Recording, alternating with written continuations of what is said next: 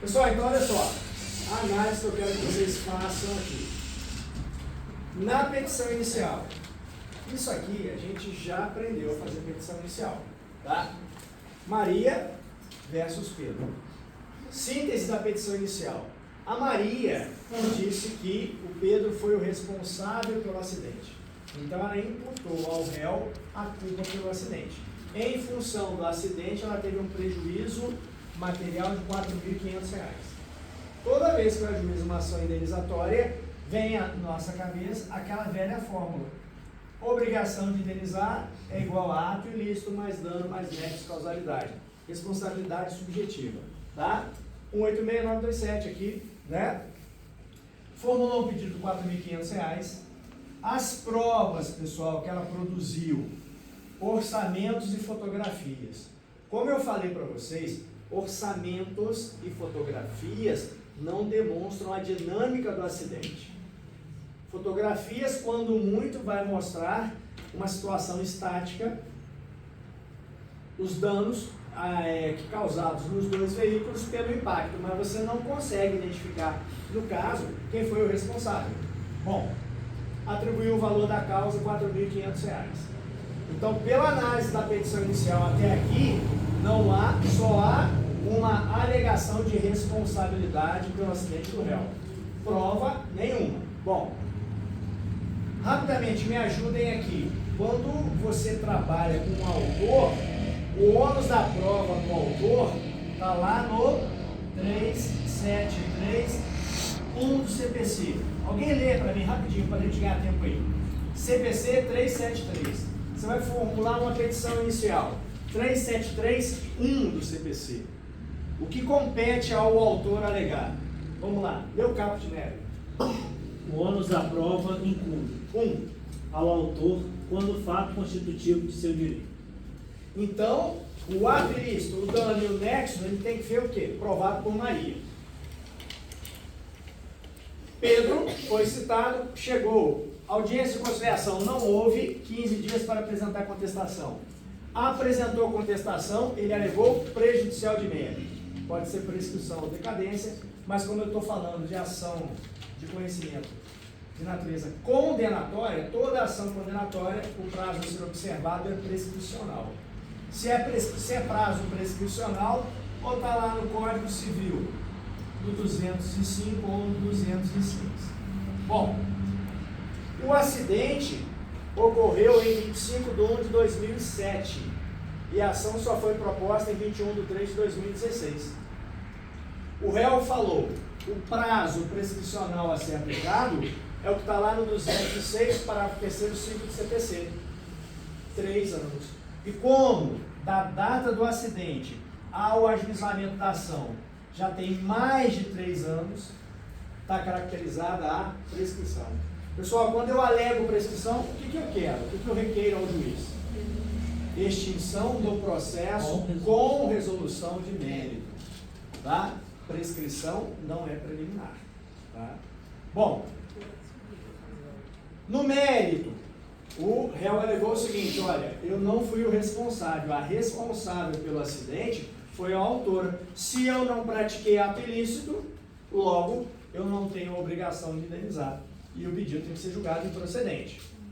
Ainda na contestação, pelo princípio da concentração e de eventualidade, falou o seguinte, juiz, se você afastar a prescrição, se você afastar a alegação do mérito de que a responsabilidade foi da autora e não minha, aí, pelo menos, que você utilize os meus orçamentos que estão dentro do valor de mercado. Porque o orçamento, os orçamentos apresentados pela autora estão muito acima, estão subvalorizados.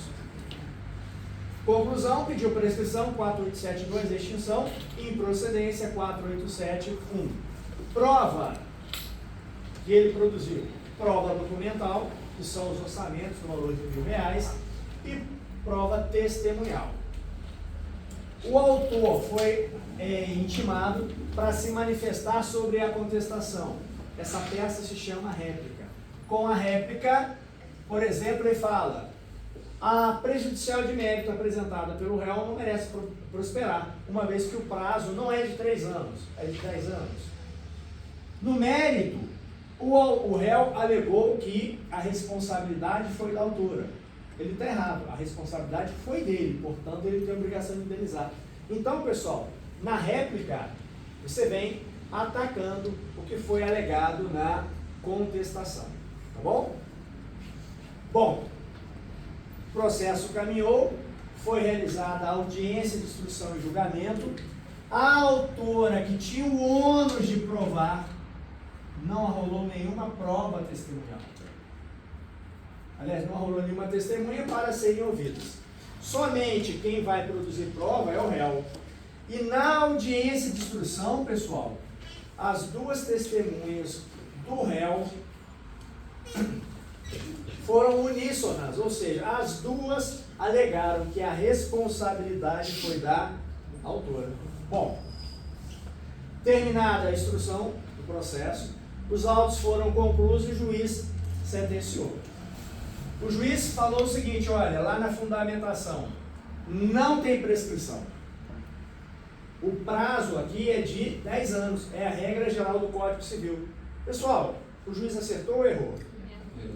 Errou, né? Porque a reparação civil, o prazo é de 3 anos. Então, se o juiz errou aqui, essa é a minha primeira matéria que eu vou alegar na minha apelação. Eu vou falar da prescrição. Atenção, pessoal, a minha alegação que eu utilizei na contestação e foi rejeitada pelo juiz, eu vou levá-la para a minha apelação. Tribunal, o acidente aconteceu 25 de 1 de 2007 e a ação só foi proposta em 21 de 3 de 2016. Mais de 3 anos. O juiz se equivocou. Está configurada a prescrição e o processo deverá ser extinto com base no 427.2. Então veja, aquelas alegações que o réu formulou aqui e foram rejeitadas, você vai refazê-las, tá certo? Para que o tribunal reaprecie, reexamine essa matéria. Bom, afastou a prescrição, o juiz colocou na sentença: a responsabilidade pelo acidente foi do réu. E ele se baseou no fato de que as testemunhas falaram isso. Pessoal, as testemunhas falaram que a responsabilidade foi do réu. Então, o juiz apreciou mal a prova oral. Então, outra situação que você vai trazer para a sua apelação é essa aqui.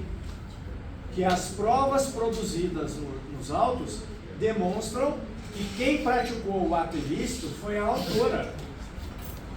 Se o réu, no caso apelante, não praticou o ato ilícito, ele não tem obrigação de indenizar.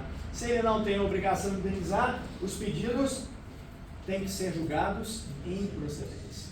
Bom, e aí, da mesma forma que você colocou aqui na sua contestação, tribunal, se o tribunal não acolher a prescrição, se o tribunal não acolher essa alegação de mérito sobre a inexistência de responsabilidade do réu, que pelo menos se mantiver a condenação, que o faça com base nos orçamentos apresentados pelo réu apelante, porque eles retratam o valor de mercado.